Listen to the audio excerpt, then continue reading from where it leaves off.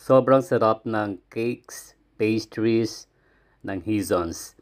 At ang may-ari ay nakaka-inspired dahil siya ang nagmamanage ng kanilang business. Ito ini-interview ko kung paano niya ina-handle ang time management. Nag-aaral po siya at pag may oras, siya ay nag-join sa mga bazaar para ibenta ang Hizons pastries and cakes.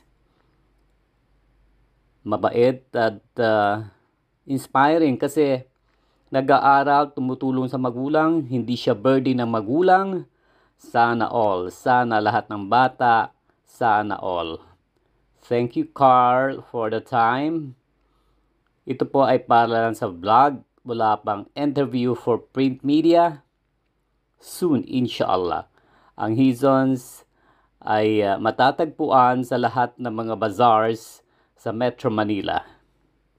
Hindi ata lahat ng bazaars, sa mga malls at iba pang mga super malls ng Metro Manila. Tinanong ko siya kung bakit siya ang nandito. Sabi niya parang tulong niya sa nanay niya na siyang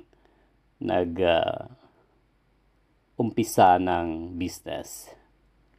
Bata pa lang, business-minded na. Nag-aaral sa San Beda, kumukuha ng business, at masipag, gwapo, babait. Ang Hizons po ay, kung i-rate ko, number 1.